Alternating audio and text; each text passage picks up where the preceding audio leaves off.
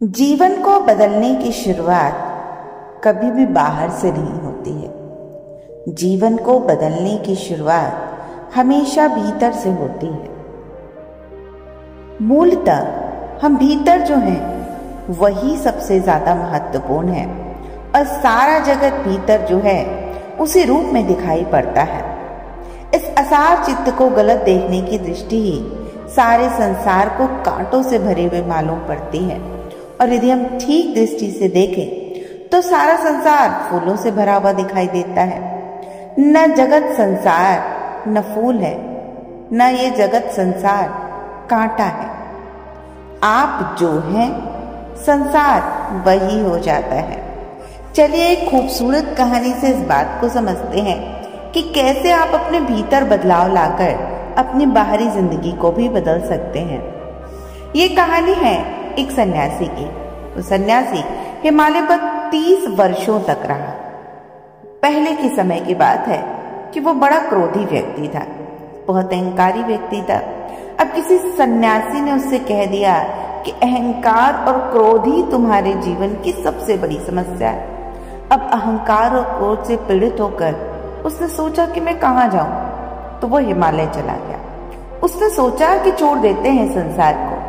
जैसे ही संसार को छोड़ेंगे क्रोध भी छूट जाएगा और अहंकार भी छूट जाएगा, क्योंकि ये पूरा संसार बुरा है। इसी वजह से मुझे क्रोध आता है और इसी वजह से मुझे अहंकार होता है, क्योंकि मैं उनसे अच्छा हूं। ऐसा सोचकर वो हिमालय पर चला गया, क्योंकि वहां कोई समाज न था, वहां कोई मनुष्य न था। धीरे धीरे उसे लगने लगा कि अब उसका क्रोध नष्ट हो गया है, अहंकार नष्ट हो गया है। असल में मनुष्य ना हो तो हमारे भीतर जो है उसके प्रकट होने के द्वार बंद हो जाते हैं। वो जो भीतर है वो नष्ट नहीं होता है। एक कुएं में पानी भरना होता है और पानी को बाहर निकालने के लिए बाल्टी और रस्सी चाहिए होती है। अगर बाल्टी और रस्सी ना हो तो इसका मतलब ये नहीं है कि कुएं का पानी खत्म हो गया।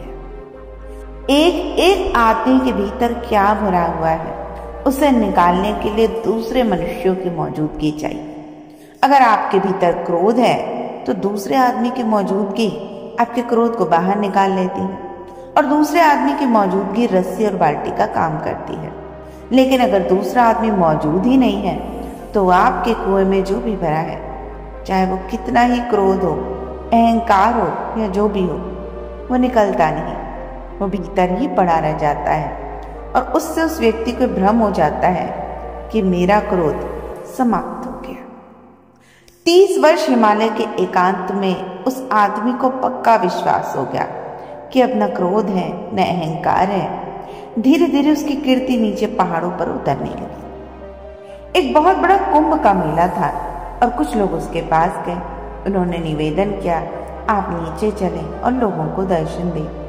उसने भी सोचा, अब तो क्रोध को जीत लिया, अहंकार को जीत लिया, अब चलता हूं, अब कोई हर्ज नहीं है।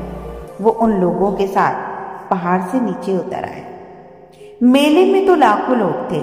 जब वो मेले की भीड़ में अंदर चलने लगा, वहां बड़ी भीड़ थी, भारी भीड़ थी। पागलों की तरह लोग भागे चले जा रहे थे और उसे कोई पहचानता नहीं था। एक आदमी का जूता उस सन्यासी के पैर पर पड़ गया और 1 सेकंड में 30 साल की तपस्या वहीं मिट गई। वो आदमी वही हो गया जो 30 साल पहले था। उसके मुंह से शब्द निकला, अंधे दिखाई नहीं पड़ता। क्रोध वापस खड़ा हो गया, वहीं के वहीं। वो फिर हैरान रह गया।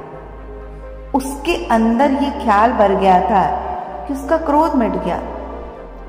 वो सन्यासी वहीं से वापस लौट पड़ा और जो लोग उसे ले गए थे उनसे उसने कहा कि अब मैं हिमालय नहीं जा रहा, अब मैं वापस संसार में जा रहा हूं, क्योंकि हिमालय की शांति भी 30 वर्षों में जिस सत्य का मुझे दर्शन नहीं करा पाई, वो एक आदमी के जरा से संपर्क से मुझे दिखाई पड़ गया।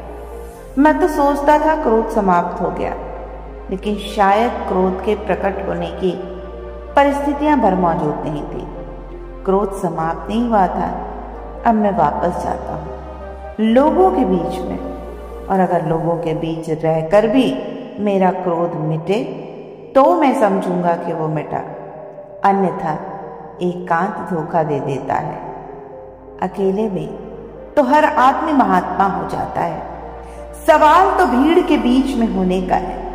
अकेले में महात्मा होने में कौन सी कठिनाई है?